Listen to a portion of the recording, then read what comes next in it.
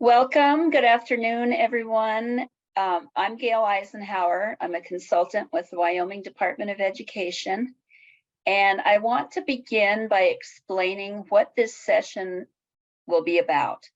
Today, we're going to talk specifically about some of the challenges we face when it comes to identifying children with emotional disabilities. This is not going to be about discipline under IDEA.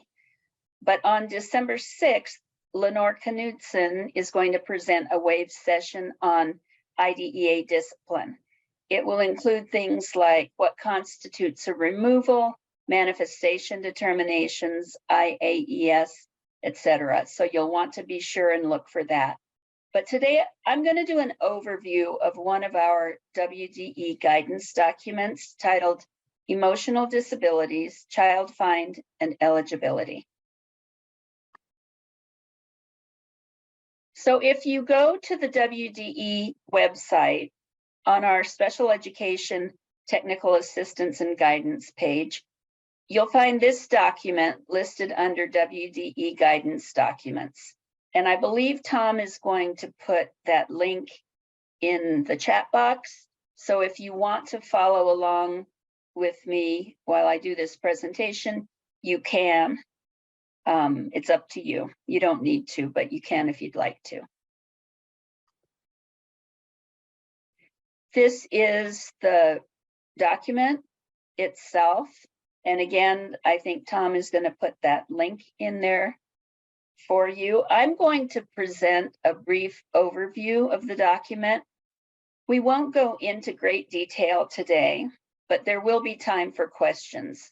So if you have a question or questions, you can type them into the chat box and we'll address them as we go along or at the end of the session. So let's look at some of the data that led to the development of this guidance. The 2015 Children's Mental Health Report to Congress estimated that 23% of all school-age children experience psychiatric disorders, with about half of those occurring before the age of 14. In Wyoming, students categorized under the IDEA as emotionally disabled comprised only 5% of the total number of students with disabilities in the state, and less than 1% of Wyoming's K-12 student population. That's based on the 2018-19 fiscal year reporting. Children with emotional disabilities are reportedly the most under-identified IDEA category of all students with disabilities. So when you think of the 13 disability categories under IDEA, students with emotional disabilities tend to be the most under-identified group. So we're going to look at why that is, why that might be. And a couple other things to keep in mind. Approximately 50% of students age 14 and older living with mental illness drop out of high school. And young people with unidentified mental disorders also tragically end up in jails and prisons. You've probably heard of the school to prison pipeline, and that's something we have to keep in mind.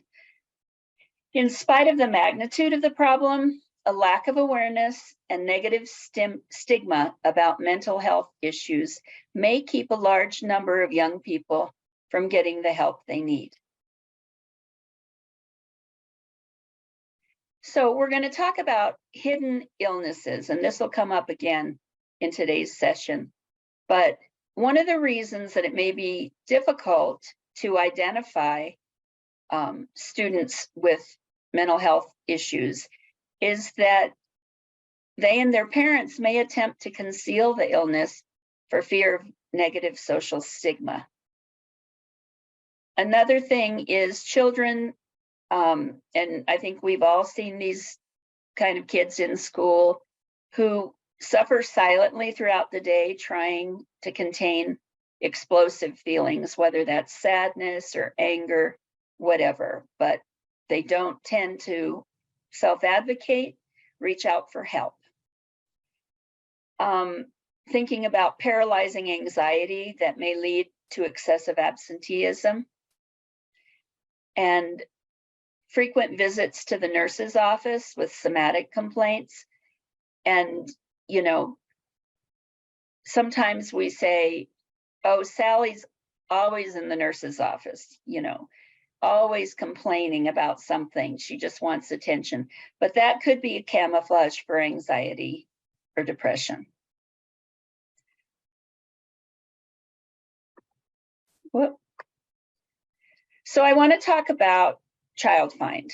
You've all, I think most of you are familiar with Child Find, but it's a statutory mandate that requires school districts to identify, locate, and evaluate students with disabilities who have or are suspected of having disabilities and need special education and related services in order to address those disabilities.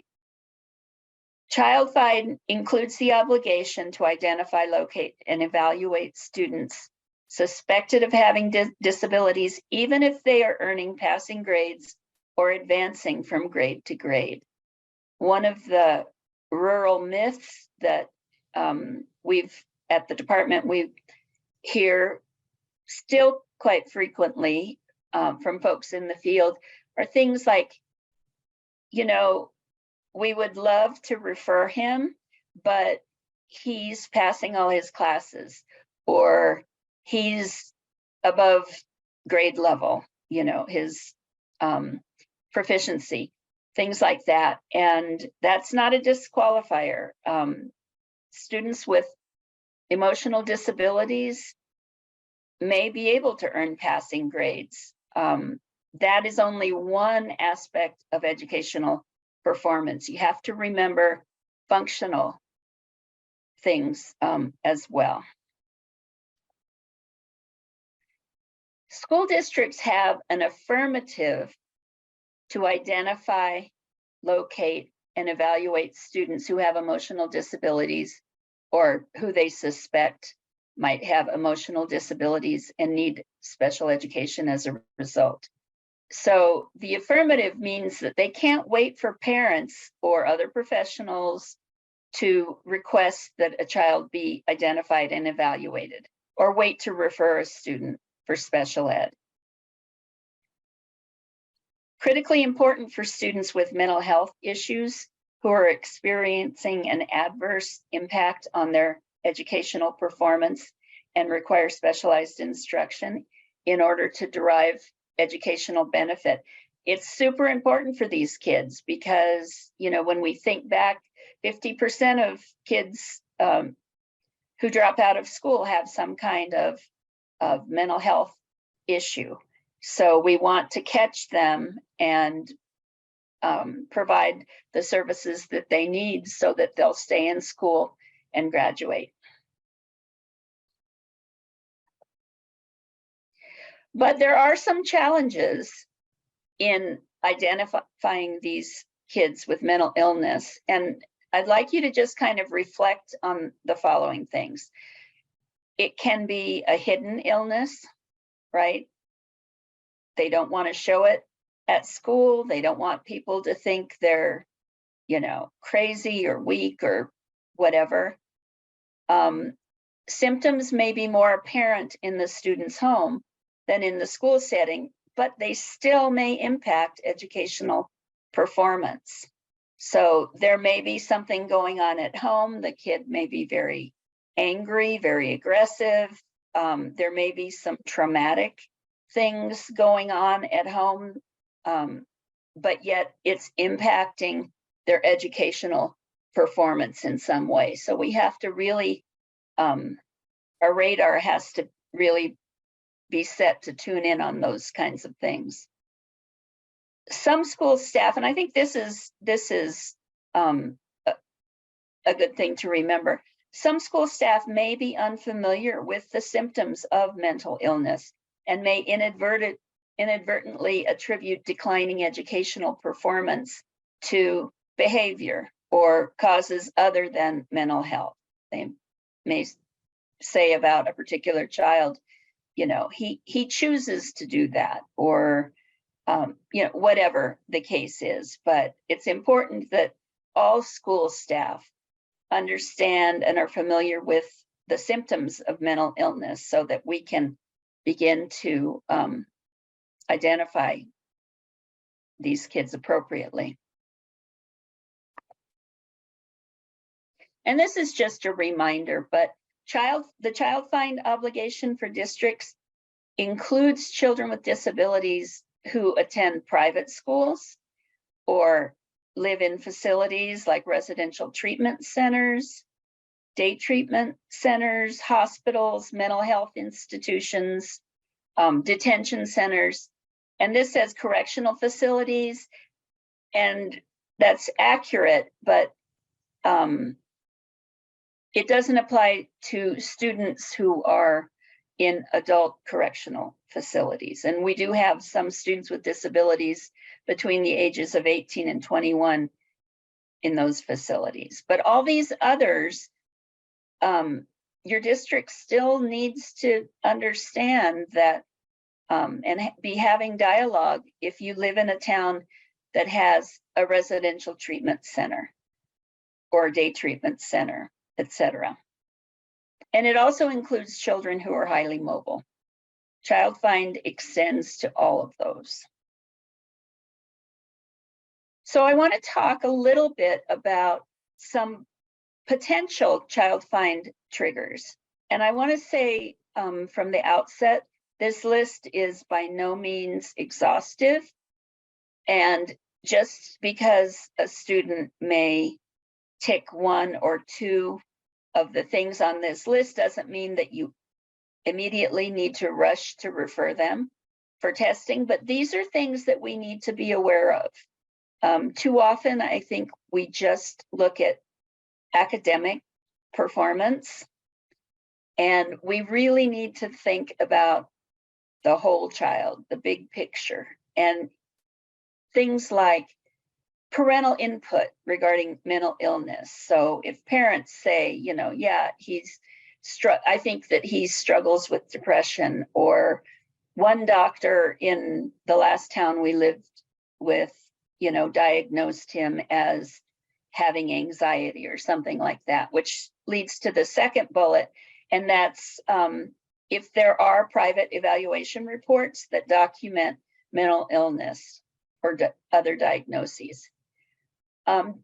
Disciplinary code violations, students that continually are hitting the principal's office or in school suspension or out of school suspension, really thinking, could this be, you know, a student with an emotional disability?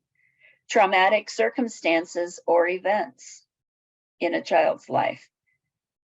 We need to make that connection. Absenteeism is huge. It's a very, very big one. And a lot of times a student, when they do come to school, they're very compliant, they're very quiet, but extensive, excessive absenteeism is definitely, could be a trigger, something that you wanna look at, dig deeper. Difficulty, a student who has difficulty remaining in class, difficulty with social relationships, a student who is either the target or the perpetrator of bullying incidents, families that demonstrate high mobility. There's a very strong correlation between those highly mobile families and mental health issues. Students who seem withdrawn or unhappy, frequent somatic complaints, inappropriate classroom behavior, precipitous decline in grades or erratic educational performance, an inability to work with peers, either in pairs or small groups or whatever, somebody who just can't seem to make that happen very well. And these are the ones that we tend to focus on, and it's those who express anger or violent feelings, things like that, those are easier to spot, but certainly pay attention to that. Violent or aggressive behavior. Signs of cutting, scars, or other evidence of self-harm. Suicidal ideation relayed or reported to school staff. Sometimes this can be something in a child's writing or, journaling or something like that. But that's important to pay attention to that. And of course, any type of suicidal attempt. So all these things can be triggers. And if this is going on with a student, have you stopped to think about a referral for comprehensive evaluation? Get to the bottom of it. And again, this is just kind of a reminder, but failure to satisfy child find obligations may expose a school district to FAPE violations and may entitle a student to compensatory education or tuition reimbursement. That's, if it goes to due process and ends up in court, there's a lot of case law that goes back to this for students who were never identified. In order for a district, I like this sentence, in order for a school district to satisfy its FAPE obligations, it must first satisfy its child find responsibilities, right? There is no FAPE without child find. And finally, I just want to remind everybody that emotional and behavioral needs are educational needs. A child may be passing classes or proficient or advanced on standardized tests and still be eligible for special education and related services. And you'll see that if you look at the guidance document, you will see that throughout. So I want to pause for just a second and see if there are any questions about the child find piece of this. If anybody has any questions or comments about what we've talked about so far.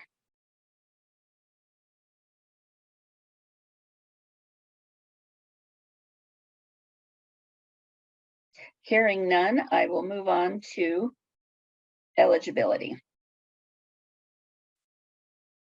So the definition of emotional disability, and this is based on the federal regulations as well as Chapter 7 rules. It talks about an emotional disability means a condition exhibiting one or more of the following characteristics over a long period of time and to a marked degree that adversely affects a child's educational performance. And there are 5 things there listed: an inability to learn that can't be explained by intellectual, sensory, or health factors, an inability to build or maintain satisfactory relationships with peers or teachers, inappropriate types of behavior or feelings under normal circumstances, a general pervasive mood of unhappiness or depression, or a tendency to develop physical symptoms or fears associated with personal or school problems.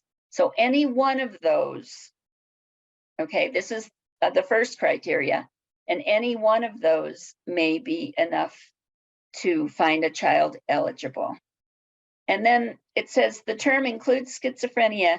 It does not apply to children who are socially maladjusted unless they have an emotional disability as defined in these rules. So that's a lot to digest, so we're going to unpack it, okay? And we have had this question repeatedly at the department. What constitutes a long period of time? So IDEA at times is rather vague, and they're not going to say it's anything from 16 to 270 days. They're never going to give you that. because much of the, they want to leave latitude for IEP teams to be able to interpret it. But this is from case law, and here's one standard that defines a long period of time. It's not precisely specified. Letter to Anonymous specifies several months as an appropriate standard. The intention of this is to avoid identifying a student as eligible for special education who might be temporarily reacting to a situational trauma. The characteristics must be evident over time as well as across situations. So teams need to think of it in those terms, okay? The next thing we're going to look at is what constitutes a marked degree. The qualifying condition of severity requires that the problems are significant and apparent to school staff members who observe the student in a variety of settings and situations. So it's not like Johnny just has a problem with Mr. Brown and freaks out every day in Mr. Brown's class. This has to extend to a variety of settings, okay? A comparison is made with the student's appropriate peer group. The behavior and emotions exhibited must be more severe or more frequent than typically expected for individuals of the same age, gender, and cultural group. Okay, so it doesn't say specifically what that means, but it needs to happen in a variety of settings, and it needs to be more significant or more severe than what you experience or what we generally experience from other students of the same age, gender, and culture, okay? And then this is a question that we've had a lot over the years. What constitutes an adverse effect on educational performance? And I will say that the document goes into quite a bit more detail on this question than I'm going to today. I'm just going to touch on it. But so when a team is determining if a student's emotional disturbance has an adverse effect on educational performance, they need to consider all aspects of the child's functioning at school, including academic, but also social, emotional, cognitive, communication, vocational, and independent living skills. So it's not just about how the student's doing in math or reading, it's also about the student's relationships and the student's demeanor and you know, their level of communication, just lots of things. And so a child's education can be adversely affected due to some emotional disability, and it may play out in ways other than strictly academic, but certainly academic performance can be impacted as well.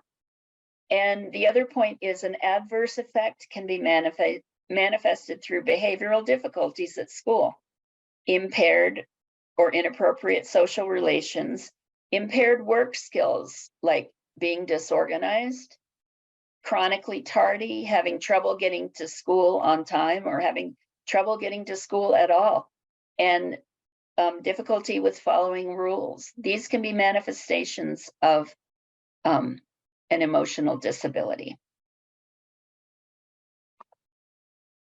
Okay, so that thing about socially maladjusted, under what circumstances is a student considered socially maladjusted?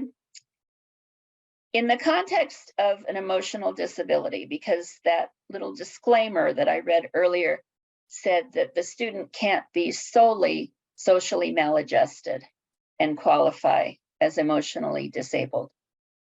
Socially maladjusted, they define it as a persistent pattern of violating societal norms through such behaviors as truancy, substance abuse, perpetual struggles with authority, poor motivation for school work, manipulative behavior. So what it's saying is those behaviors are termed socially maladjusted. It means that a student is defying societal norms, but that in and of itself isn't enough to find a child eligible with an emotional disability.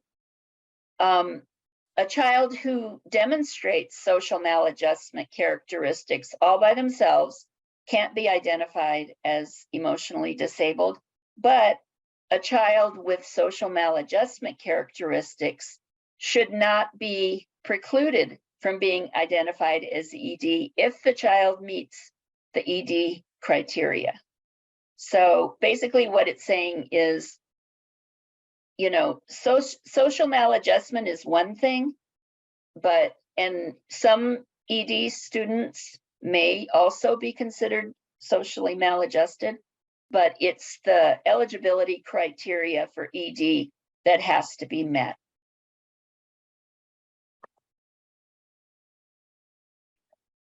So the eligibility criteria, and this is out of Chapter 7 in Wyoming, it's established through comprehensive evaluation, right? The evaluation has to be conducted by qualified professionals, okay? The initial evaluation process shall include recommendations for social, emotional, or behavioral instruction from a qualified diagnostician, right? Such as, it says psychologist, school psychologist, psychiatrist, etc.